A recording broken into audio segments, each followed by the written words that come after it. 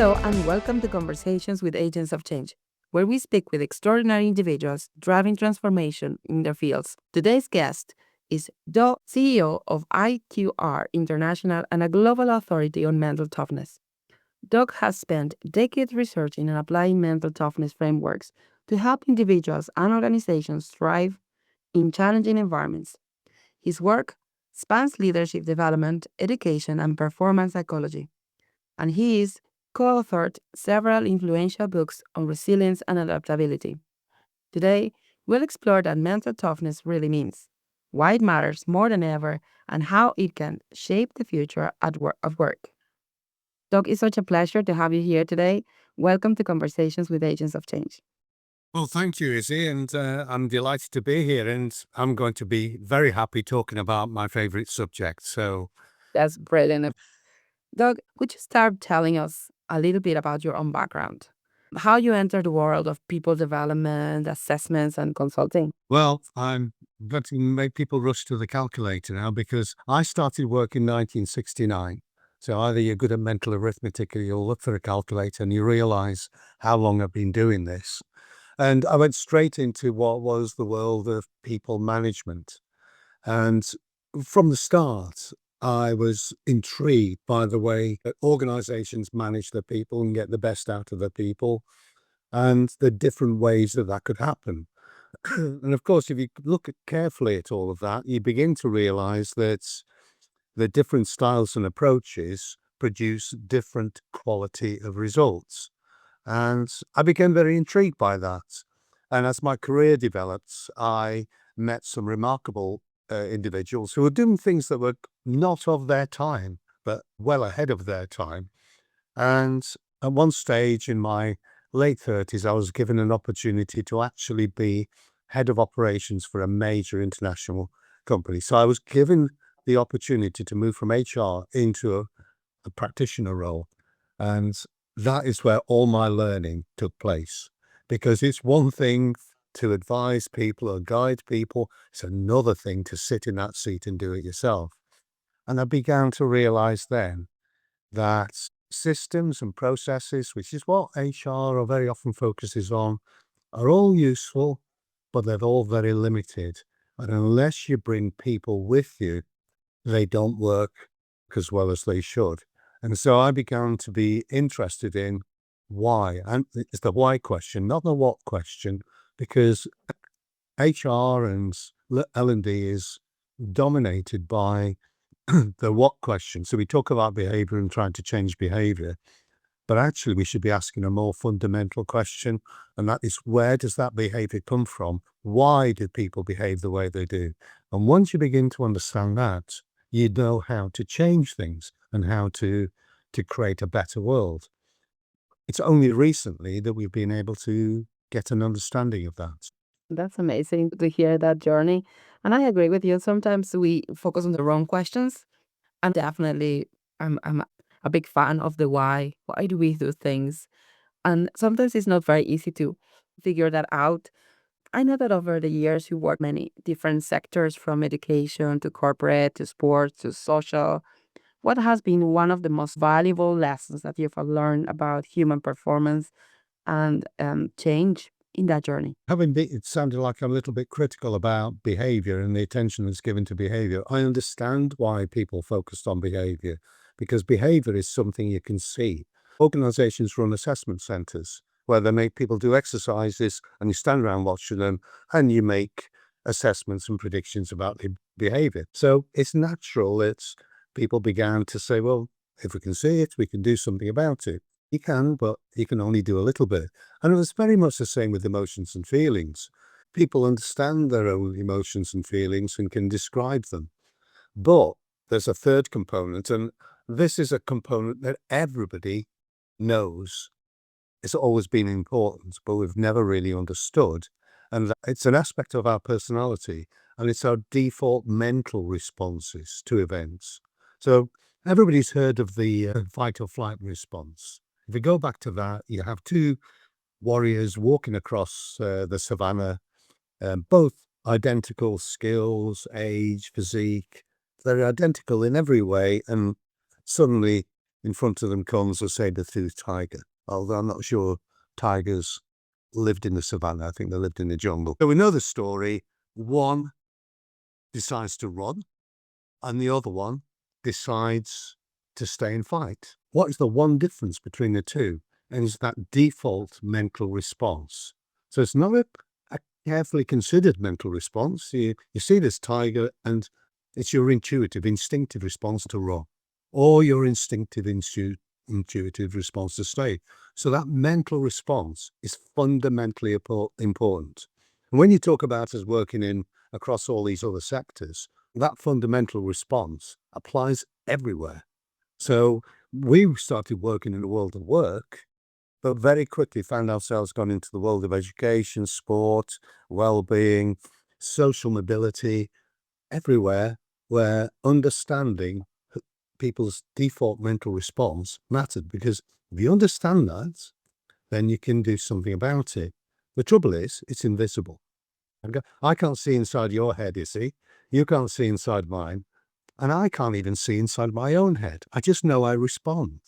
But I don't always understand why I respond in a particular way. Now, if this sounds like new thinking, I often describe this as the oldest new concept you will ever come across, because we've known it throughout history.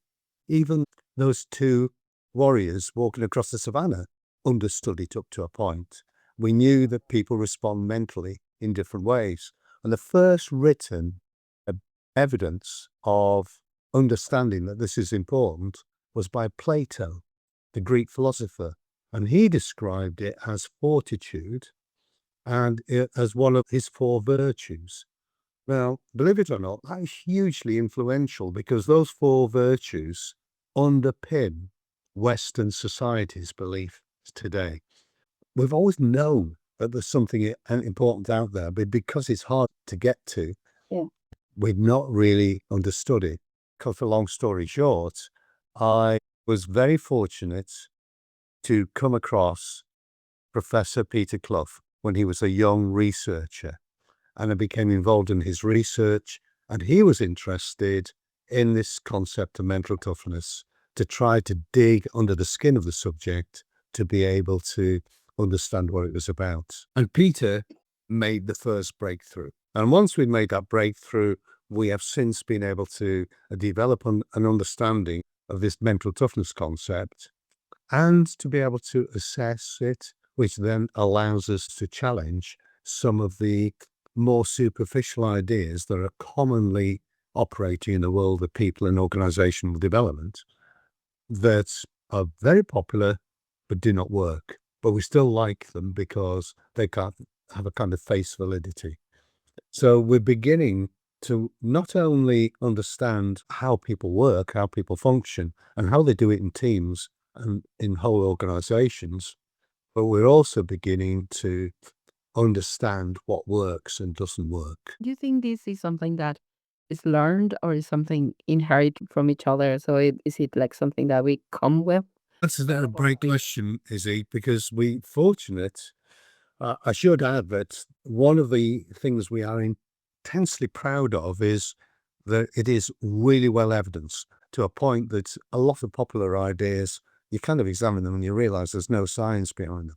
There are over 1,000 independent peer-reviewed academic research papers from universities all over the world that support the concept, and many support the psychometric measure that we've developed to go with it. What we know, because there's research from the University of Western Ontario in Canada, they did a genetic study. And what they found was that about half of your mental toughness was genetic in origin, and about half was experiential. That's on average. And in general, which means that, yes, there is a genetic factor, but yes, you also have learned, particularly from your early life experiences, how you respond mentally to the world around you. So if you've learned something, you can unlearn it and learn different responses. In theory, we can't do much about the genetic bit, but in practice, we might, in due course, be able to do something there as well. That's so interesting. The concept of mental toughness has been central in the work. So I was wondering if you can share with us if there was like an aha moment when you realized this need to be more than a metaphor and could be measured and could be operational. When Professor Clough did his initial work, he published it in 2002, but we'd actually been working on the subject. So he'd been working on the psychology, and I'd been helping him to do pilots exercises and get the research and get the evidence to support what he was finding. There came a time when it all kind of crystallized in my mind, because one of my early experiences was working with a person who's now sadly passed away as the chief executive of a company called Colport China. And I was in awe of his ability to manage an organization of about 1,400 people. And those 1,400 people all saw him as a personal contact. They all saw him as somebody that connected with them individually as well as part of a group. Now, the first thing about that is he didn't treat his workforce as types. And so typing is a very popular approach in people in organizational development. It really should be shed, because you and I are not a type, is he? We're not two types of people or 16 types of people. There are 8 billion people on the planet. There are 8 billion types. What I saw for the first time was this man being able to treat 1,400 people as 1,400 individuals.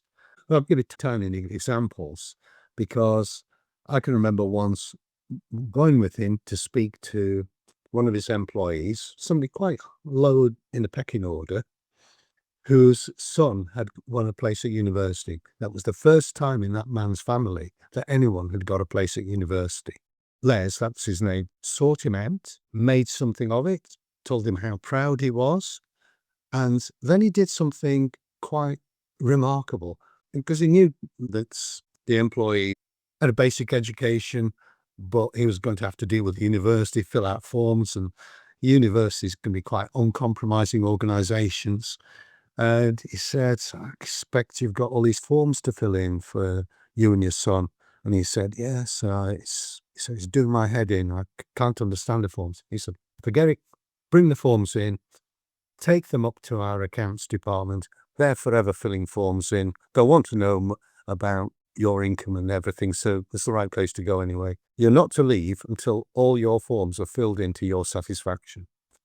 And he just moved on. So he had 5-minute contact with this person, but he did that every day. He walked around and he touched every single person, or he appeared to touch every single person. So nobody saw him as a boss that sat in an office and barked orders. They saw him as somebody that cared for them. And they saw him as somebody that understood them as well. And that's the thing. So for me, once I saw Peter's work, I thought, I'm understanding how to understand people, how to get past this behavioral level of understanding and work out, well, why does Issy respond to an event the way she does? Because if we can understand that and Izzy becomes self-aware about it, sometimes that behavior will work for Izzy and sometimes it won't. That's a fact of life. But if you understand why you're behaving that way, you can manage that better. In other words, you can optimize your life. And for me, that was a breakthrough moment. Now, I'm knee deep in psychology. I've got huge respect for psychology. I know some of the cleverest psychologists on the planet, but I'm actually trained as an economist. And so for me, as an economist, I'm interested in how do you create wealth? And I mean, not in terms of money, but in everything that we have in our lives that makes it better. And That's a so, very interesting insight because then, as an economist, you would see like the bigger picture, like the bigger system, and you can see how the engine works in a way that you could make that grow because that's kind of the purpose. And when you were mentioning when people get to understand others and see their weaknesses or the different points that they would be like, okay, I'll help you with that. I know that's not your forte. So let's take it out to this other side and we can find that that way. So I was wondering, just for the listeners who might be new about the concept, how do you define mental toughness? Is it different from resilience or grit, or is just being tough? The definition of mental toughness is a personality trait. So that means it sits in every single one of us. That explains our mental responses, our default mental responses when faced by events such as adversity, setbacks, but also opportunities and challenge. And that's irrespective of circumstances. That's quite important. When you look at that definition, or what we do is we kind of expanding. We know that there are 8 factors. In other words, there are 8 components to mental toughness. They're all independent, but interestingly, 4 of them align with resilience and 4 of them align with positivity. So what we have is a concept that embraces resilience and makes sense out of resilience, because resilience is a very narrow concept. It's an important thing to have. So resilience is simply the ability to recover from an adverse situation. Now, if you think about that, the adverse situation has to have happened in the past. So it's your ability to respond to something that happened in the past. But we don't just live in the past. We live now and we have to face the future. Resilience helps you to survive, but it doesn't necessarily help you unless you learn from your experiences to be able to deal with what lies ahead. So when we talk about mental toughness, we talk about resilience plus positivity. And positivity is the ability to adopt an optimistic approach to what lies ahead. And that means things like being prepared to take risks, because the future is always that little bit hazier and fuzzier. You have a plan, you're going to try and implement the plan. No plan ever works. But some people are put off by that, and so if there's a chance it's not going to work, I'm not going to do it. Other people will say, I'm going to have a go, and if it starts to get flaky, I'll deal with it as it comes. You can see that there's a difference in positivity in a mindset. So mental toughness is resilience plus positivity. Now, you mentioned grit. Grit is a tiny, tiny part of mental toughness. We're at the heart of positive psychology. But when you talk about learned optimism, which is the big idea in psychology, that's half of mental toughness. So what we can fairly confidently say is all these ideas that you see dotted around, they're all good ideas, but mental toughness is an overarching concept that embraces all of them. And we understand that it's an aspect of personalities. I am loving it because you makes a very complex topic sound so easy to understand. Mm, Our brains are brilliant, and our minds and our behaviors is so complex. But the way you're explaining that is very approachable, and I'm loving it. And I think that it's very interesting when you say about the positivity, because that's like focusing at the future, and your resilient looks at the back. You learn through those experiences, and you get it to be more hopeful to the future. What would be the opposite of someone who has mental toughness? That's a great question, because it leads into something else that's important. So mental toughness sits on a scale. At one end, you have mental toughness. On the other end, you have mental sensitivity.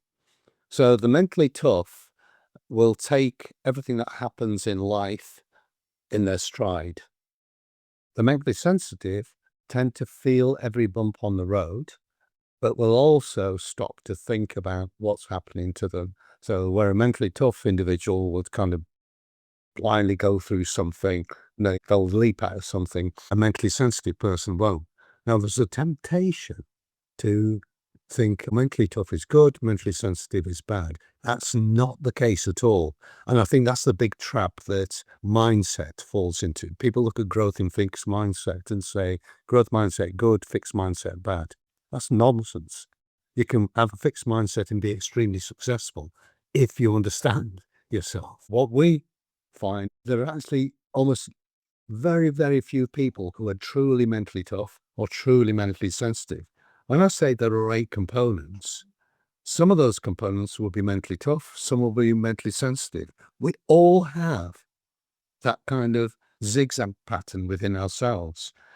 And it's because we're not self-aware about that, because it's invisible and because we're blind to it. That is why sometimes we'll go out to do something and to our surprise, we find we can't do it. Or to our surprise, we can do something we didn't think we could. So our mantra is mental toughness is important. It's a lens through which we can understand ourselves. So self-awareness is the first and most important outcome from taking on the mental toughness concept. And with self-awareness, you can then move on to optimizing yourself. And the two big outcomes for that are I can do more and I can enjoy better well-being, because I can plot a path through life, understanding now what will give me a headache and what won't. That's really, really interesting. I didn't know that I agree with all these before talking about this. So you've developed a 4 C's model, which is control, commitment, challenge. Is that confidence? Absolutely. Well done. Brilliant. Yes. Yeah. I was just really interested to see how those 4 pillars would help you. So would you tell us about all of those elements? How do they work together? Okay, so I'm going to not answer your question, but answer your question, because the 4 C's we now understand sit on 8 factors. And it's the 8 factors that are important. So under control, you have life control, and that's where the sense of self-worth sits. So if you have a high level of life control, you will have a strong sense of self-worth. You'll have a strong sense that you can do it. So if somebody asks you to do something and says, right, we've got this important thing that we need to do, and it needs to be done by 8 o'clock tonight. If you've got a high level of self-worth, you're likely to respond by saying, just leave it with me, and you will go for it. So that's just a belief in yourself, not in your abilities. With a low level of life control, I'm just dwelling on this one factor to illustrate a couple of points, you will be hesitant. You'll think, oh my God, I'm not sure I can do it for 8 o'clock tonight. I need to think about it. And you'll be seen to procrastinate. Yeah. But what you're actually doing is saying, I need to check that I can actually do it, because I don't have that kind of self-worth that just jumps into something. So I'll think about it, and I might say, I'll have a go, or I might say, I'm sorry, it's beyond me. And so you can see how that one dimension of your mental responses influences the behavior that we see. But you used a phrase there earlier about strengths. The idea of strengths and weaknesses is one of the worst ideas we have introduced into people management and people development.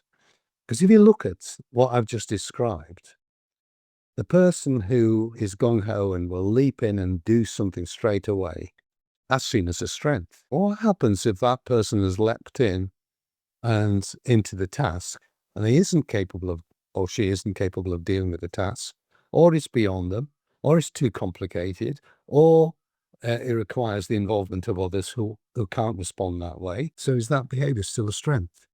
No, That's a weakness. Yeah. So we go to the other end, and this hesitant individual that's checking everything out and is seen to take a long time, that's seen as a weakness. People are judgmental about that. But actually, if I was asking somebody to go and invent a cure for cancer, I don't want somebody who comes back at 8 o'clock at night and says, got it. I, I want somebody who's careful and considerate and takes the time and makes sure everything is properly in place and has a better chance. So that's now no longer a weakness, that's a strength. And so my point is that every point on every scale in mental toughness, they are simultaneously have the potential to be strengths or weaknesses. So when you come across models that talk about, let's show you how to play to your strengths, they could also be showing you how to play to your weaknesses without really understanding the concept. So that's what life control is. What I've explained about strengths and weaknesses and highs and low applies to the other 7.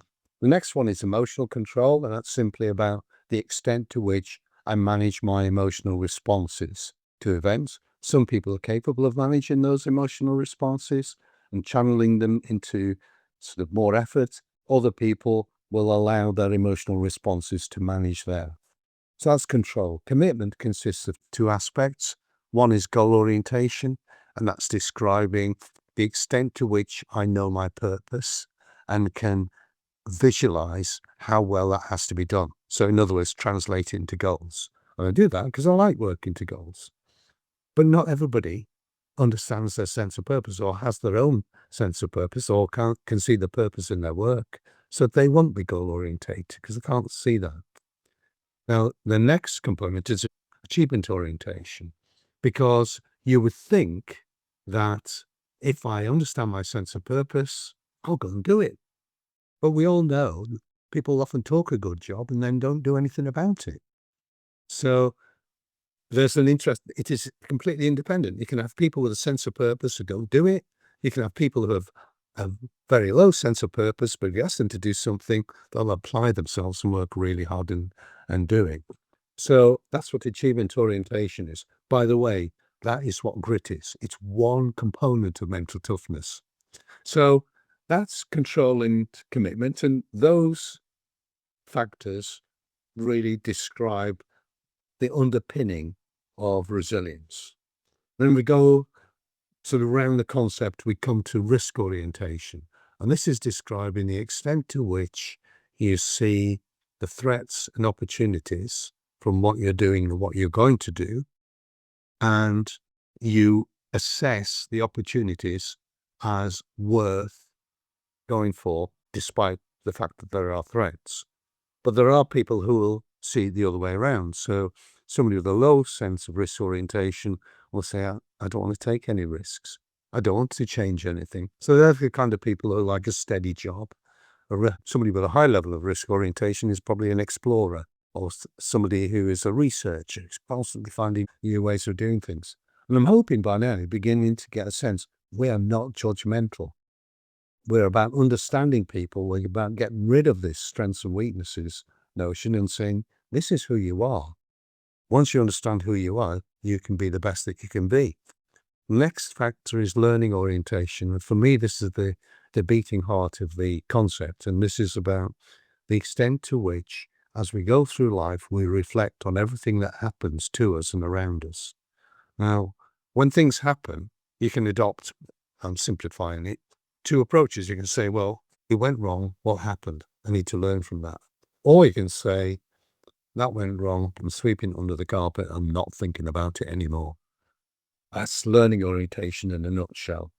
But when I described earlier that part of your mental toughness comes from experiential learning, this ties into that.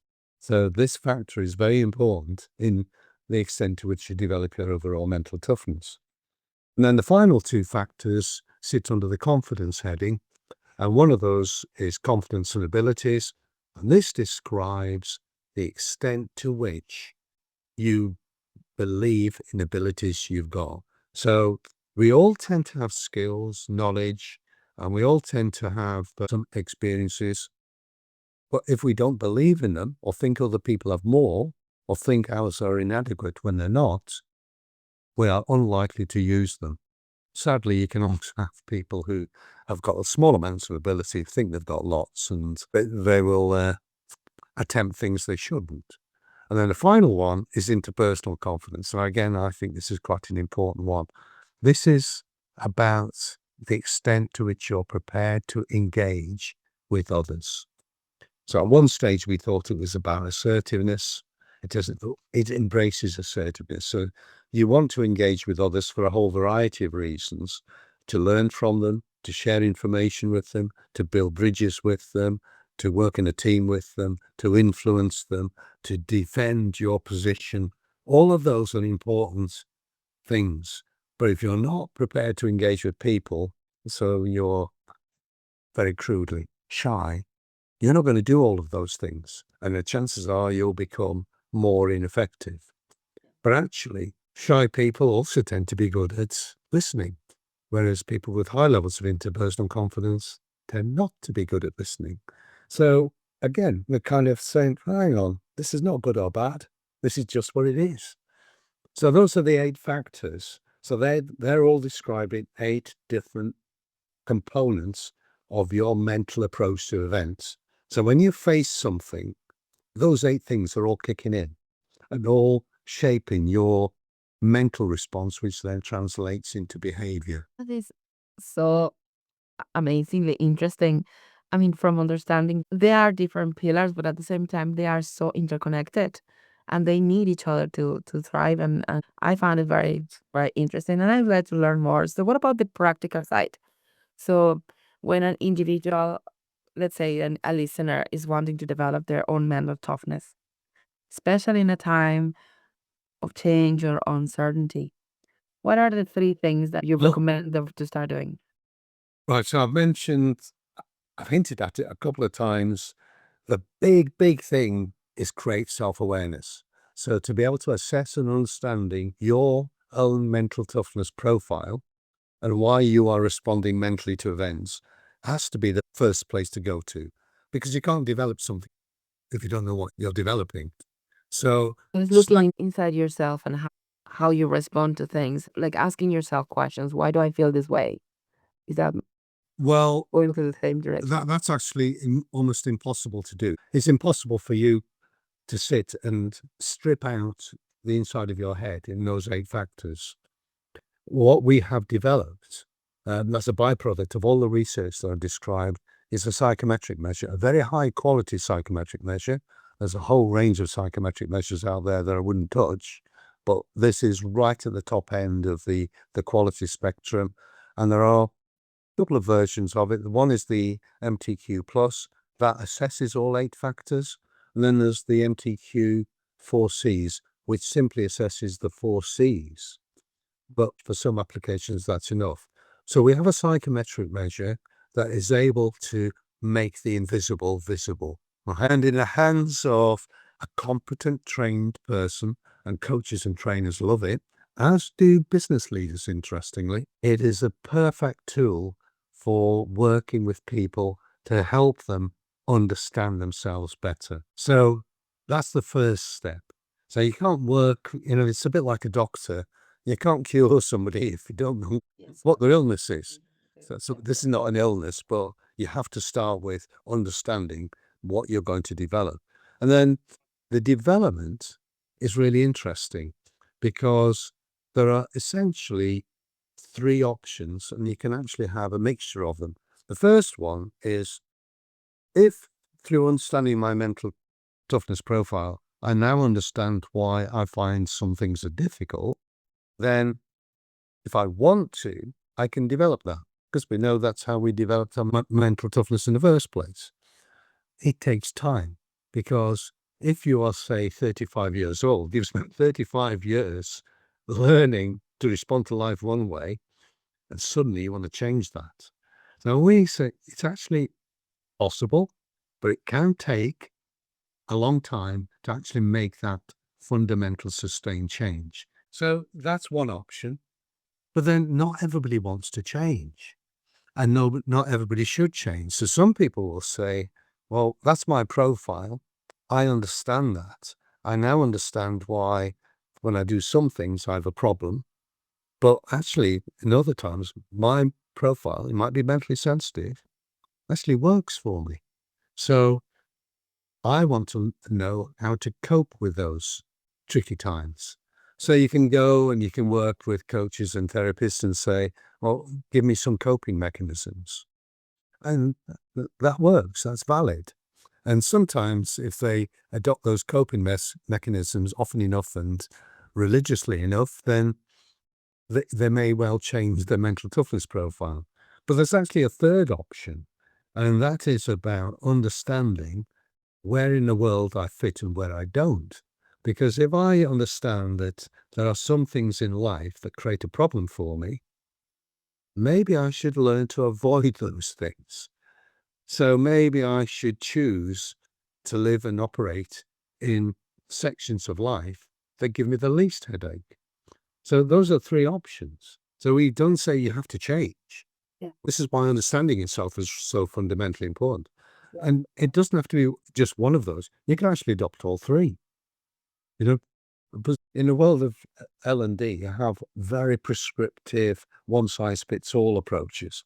What we're saying is, customize, understand yourself, and adopt development that is exactly right for you. So it's introducing a much more sensible approach to people in organizational development. I'm loving it.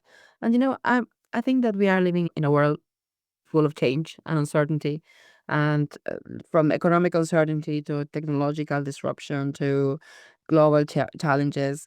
Why do you think mental toughness now is relevant more than ever? It's to do with the pace of change and the nature of change. As I've already told you, I started working in 1969. I would say between 1969 and about maybe 1999, 30 years, things changed very, very slowly. I can remember that one of my first projects as a consultant, when I set up my consultancy business, was to work with an organization, and they said, right, we would like a 5-year program to change things. Nobody would give it 5 months now. Yeah. So you enter the 21st century, and in 2008, we have a financial crisis. And the thing about change, if you look at the Industrial Revolution, a long, long time ago, it was a period of dramatic change, and people who lived through that would have found it quite traumatic and challenging. But it didn't happen overnight. Yes. It happened over tens of years. 2008 financial crisis changed things overnight, right? But then you look at COVID. I remember coming back from China in January 2020. By February 2020, the world was shutting down, and things were just happening so quickly, and people didn't know how to respond. And the reality is, the more mentally tough, they have an advantage in being able to respond quickly. And they may not always respond in the right way, but they're capable of responding. Whereas the more mentally sensitive, because they're taking time, they can be like rabbits frozen in the headlights.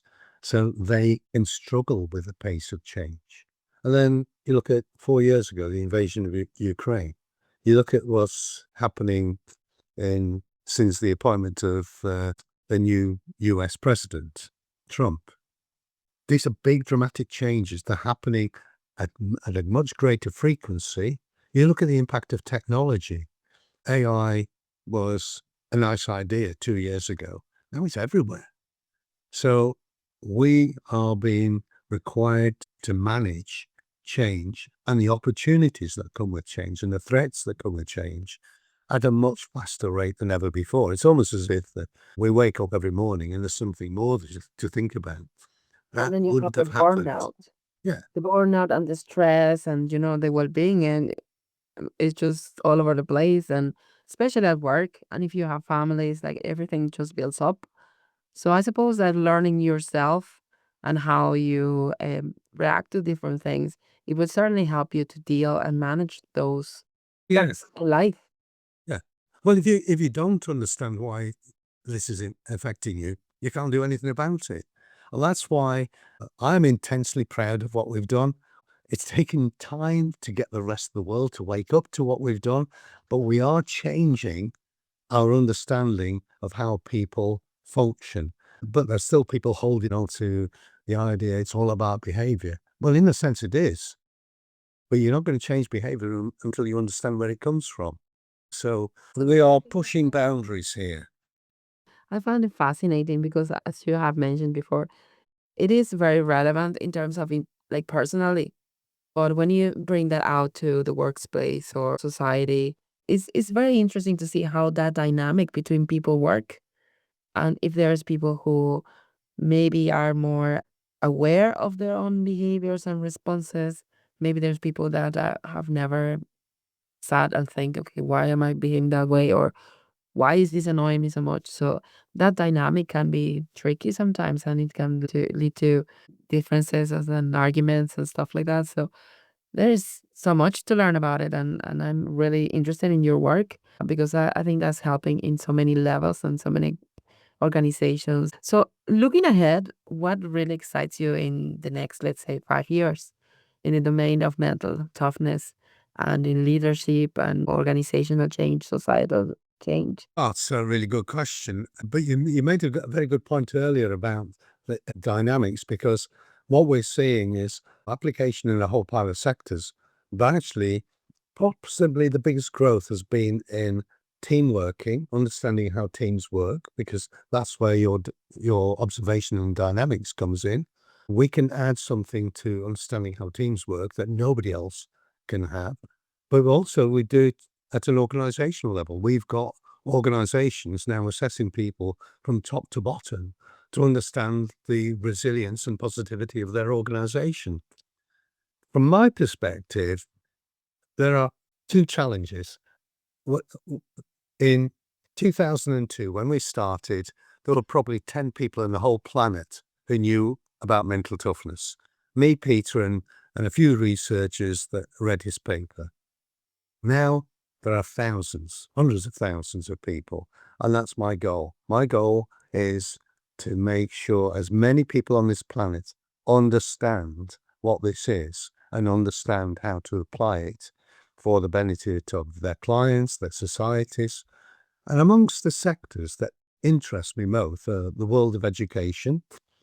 And it's very hard to get into the world of education because they're so fixated on exam performance. But the research is there. Improve mental toughness and you get better exam performance. Not crammer studies, don't make people learn more maths. Get people to believe in the maths they already understand. Yeah. And they'll make much faster progress. I also am deeply interested in the world of social mobility. So we do a lot of work, an increasing amount of work in groups in society that are disadvantaged, either for economic reasons or social reasons. And when you go into those communities, you find they just believe that what's on offer to the rest of society isn't on offer to them. That's a mental thing. Yes. So if you can say, well, actually, this is why you're thinking this way, but you could think in a different way. And the minute you change somebody's mental approach to their situation and to the opportunities, suddenly they begin to prosper. In the world of business, I'm really interested because business is one of the main creators of wealth. We can't actually change a lot of things for a lot of people unless we do make that stuff that we call money. So money, it does have a role to play. Yeah. As an economist, I recognize its value. It isn't the ultimate goal. It is also an enabler to get other things done. So we work in 80 countries now compared to 1 in 2002. I want to try and work in even more countries, get even more people trained to use this, to begin to shape something in this world that benefits a lot of people. So that's my personal ambition, but it's also, interestingly, the ambition of a lot of the people I work with. So a lot of the partners we have around the world share that kind of ethos. And what we're finding right at the moment is we're beginning not just to have a network of partners, but we're beginning to build a community. So they will freely exchange ideas, they'll explore things with each other, they'll collaborate on projects, and they all come back to us and say, we've discovered this. And sometimes they'll say, can you explain it, Doug? Or they'll say, we've discovered this. You need to add this to your thinking, Doug. We're happy with all of that because it is what is taking this idea forward. We're really pushing boundaries all the time. That is amazing. And for the listeners, where would they start their journey? Is there buying your book probably would be one of the Book is a very good place to start. It is a bestseller. I believe it's sold about 100,000 copies around the world, which for what is effectively a textbook, that's quite an achievement. Normally, a bestseller is about 2,000 or 3,000. But we and our partners run licensed user training programs for people who want to know about the concept and the measure and want to know how to apply it. And there's a foundation program and an advanced program. So if they want to know about how to access the programs, they can contact AQR International or contact me, it's Doug at aqr.co.uk, or ideally connect with me on LinkedIn. I have a big LinkedIn following and it is a very vibrant community. So every time we post something, it isn't just ticks, it's people commenting and adding their ideas. Yeah. Absolutely. That sounds great. What's the one message that you hope people carry forward from today's conversation? So there is an invisible aspect of your personality that is fundamental in understanding how you will optimize your life. Develop self-awareness. Understand that. A lot of our work in business, we tend to work with managers and leaders mostly. And very often when we've done a piece of work, somebody will come along and say, does this work with kids? Because I've got problems with my teenagers. Or it'd be a grandfather saying, my son or my daughter's having a problem with their children. Can we train this? And this is one of the growth areas. We've probably got about a dozen people around the world who make a living out of this now. But they all come to us, these parents and grandparents, mostly parents, and they say, right, I believe you can help me with my child. And I say, right, yeah, we can.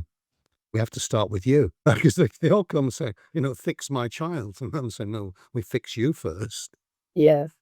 And, it's really, really interesting. And so, we go from business to a parent, to a child, and very often then it goes into something like sport. So my child was a great athlete, and I was giving it up, and he's running around with friends that I don't want them to run around with. And you suddenly bring that child back to their sport, and they start getting involved in sport. It's just really interesting. And that's why we say it's fundamental.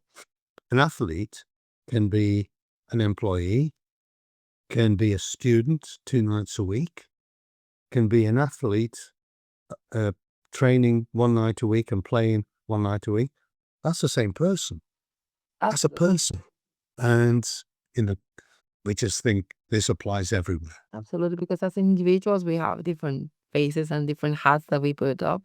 Like we are people that work, we are people who parent, we are people who have friends and families, and we have challenges in different aspects. So all of those, it is not just specific to a workplace scenario or a sports scenario.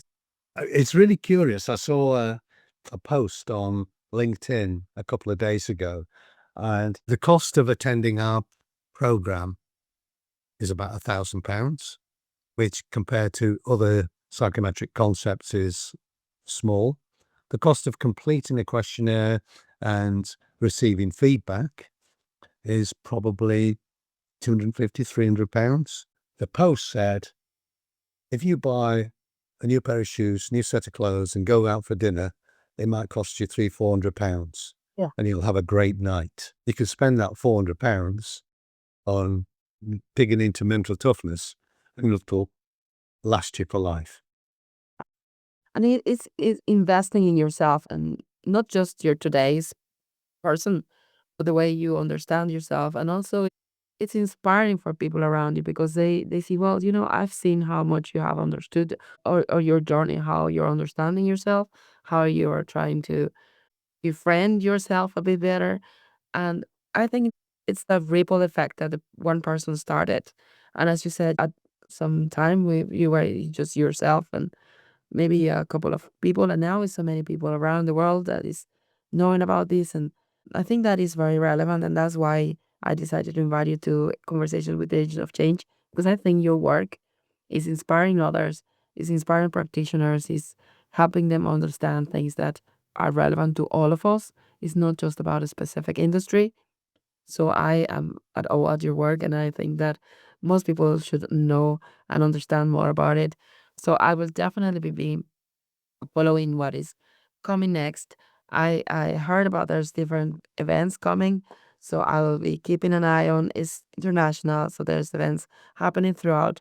So I would invite the listeners to follow you on LinkedIn, as you said. And Doug, thank you so much for joining us. Your work reminds us that resilience isn't just about surviving challenges; it's about thriving through them. And for listeners who like to learn more, visit aqrinternational.co.uk or explore Doug's books and resources. You have been listening to Conversations with Agents of Change, where we celebrate people choosing action over apathy to build a better future. And if you enjoyed this conversation, please share, rate, and subscribe. Until next time, keep leading with purpose. This podcast is produced by the Change Impact Group.